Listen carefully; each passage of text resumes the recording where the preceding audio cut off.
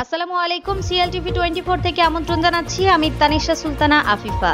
তারুণ্যের সমাবেশ সফল করার লক্ষ্যে জননেতা ব্যারিস্টার ফয়সাল দস্তগীরের নেতৃত্বে বিশাল মিছিল নিয়ে যোগদান এবং বিশুদ্ধ খাবার পানি ও শরবত বিতরণ।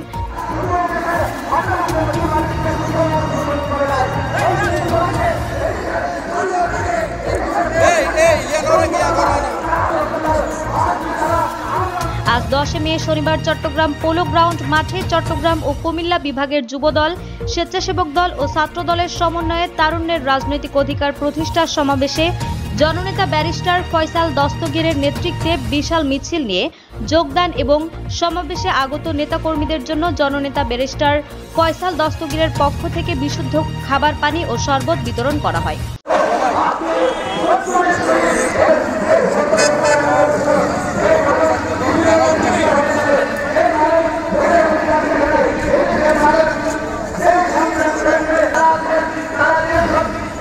এ সময় তিনি জানান, সব সময় তিনি গণমানুষের পাশে থাকতে চান এবং গণমানুষের সেবায় নিজেকে বিলিয়ে দিতে চান। এখানে আমি নিজে 1000 তরুণ মতো এনেছি, এখানে আরো হাজার হাজার লক্ষ লক্ষ মানুষ আসছে। আমরা এখানে এক্সপেক্ট করছি আরাউন্ড 10 লক্ষ তরুণ আসবে মিনিমাম। আমি যে দেখছি এটা একটা ট্যাগ লাগানো একটা ইভেন্ট বাংলাদেশের জন্য। আসলে পুরো বিশ্বে আজকে এটা ইভেন্ট পরিচয় করে দিবে যে আমাদের বাংলাদেশে যে তরুণ আছে, আমরা একটা পরিবর্তন করতে পারি, আমাদের পরিবর্তন করতে পারবো আন্ডার দ্য লিডারশিপ অফ আমাদের জননেতা তারেক রহমান সাহেবের আন্ডারে লিডারশিপ স্কুলে।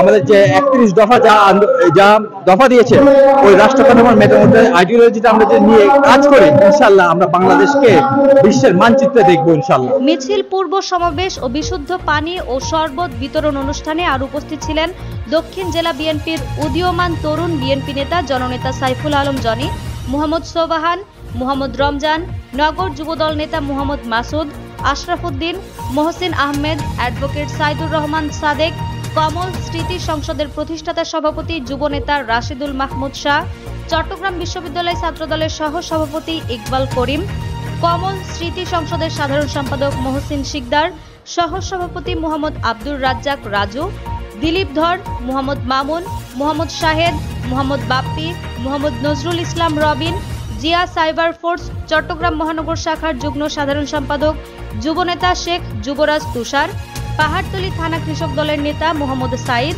মোহাম্মদ কামাল, মোহাম্মদ সোহাগ, মোহাম্মদ হাশেম, শ্রমিক নেতা মোহাম্মদ জামান, যুবনেতা খালেক, রাকিব, ছাত্রনেতা ইরফান, সুজন, আমিন, তাসু। ফয়সাল ভাই যে উদ্যোগটা নিয়েছে আমার মনে হয় খুব সুন্দর একটা উদ্যোগ। এত গরমের মধ্যে ফয়সাল ভাইয়ের এত সৎ উদ্দেশ্য, উনি সব সময় চট্টগ্রাম নিয়ে ওনার বাপের ঐতিহ্য ধরে রাখার জন্য বাংলাদেশ জাতীয়তাবাদী দল চট্টগ্রাম মহানগরের সাবেক সাধারণ সম্পাদক আলহাজ দস্তগীর চৌধুরী সুযোগ্য সন্তান।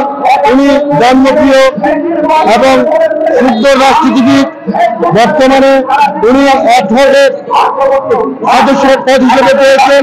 ওনার এত সুন্দর কার্যক্রম যেমন আপনারা দেখছেন, এই যে পানি বিতরণ, এই আয়োজনটা কেউ চিন্তাও করে নাই।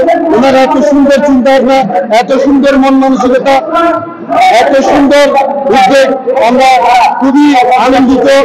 আমরা ফয়সাল ভাইয়ের দীর্ঘায়ু কামনা করি এবং রাজনীতিতে ফয়সাল ভাইয়ের এগিয়ে যাওয়াটা আমরা অনেক দূর পর্যন্ত ফয়সাল ভাইয়ের সাথে কাজ করছি এবং দস্তগীর ভাইয়ের সাথে কাজ করে আসছি। আমরা এই তারুণ্যের সমাবেশে আমার সবার কাছে বিনীত অনুরোধ, চট্টগ্রামবাসীর প্রতি বিনীত অনুরোধ, যাতে করে ফয়সাল ভাইকে সামনে আমরা সুন্দর একটা পথে দেখতে পাই, ভালো একটা পথ মর্যাদা ফয়সাল ভাইয়ের হবে এই আশা ব্যক্ত করে এ সময় বক্তারা বলেন, ফ্যাসিস্ট আওয়ামী লীগ উন্নয়নের নামে দেশে লুটপাট করেছে, খুনি হাসিনার দোসররা নামে বেনামে অবৈধ সম্পদ গড়েছে, উন্নয়নের ক্ষেত্রে চট্টগ্রামকে সব ক্ষেত্রে বৈষম্য বঞ্চনা করা হয়েছে। তারুণ্যের নেতা তারেক রহমানের রূপরেখায় বদলাবে রাষ্ট্র কাঠামো। বিএনপি ক্ষমতায় এলে উন্নয়ন বঞ্চনার মুক্তি মিলবে। বিএনপির ভারপ্রাপ্ত চেয়ারম্যান তারেক রহমান রাষ্ট্র কাঠামোর মেরামতের 31 দফা জাতির সামনে উপস্থাপন করেন। এতে এই সময় এসে খুবই উপযোগী। এমন কোনো খাত নেই যা 31 দফার মধ্যে নেই। সংবিধান, নির্বাচন, আইন, বিচার ব্যবস্থা, মিডিয়া, দুর্নীতি, আইনের প্রশাসন, ধর্ম, প্রাকৃতিক সম্পদ, জাতীয় স্বার্থ, প্রতিরক্ষা, মুক্তিযোদ্ধা, নারী, প্রশাসন, স্বাস্থ্য, কৃষি, সড়ক, জলবায়ু, তথ্য ও যোগাযোগ এবং সময় উপযোগী পরিকল্পনাকে নিয়ে এসেছেন। রাষ্ট্রের সব সাংবিধানিক কাঠামো সংস্কারের মাধ্যমে জাতিকে অন্যান্য উচ্চতায় নিয়ে যাওয়া যাবে।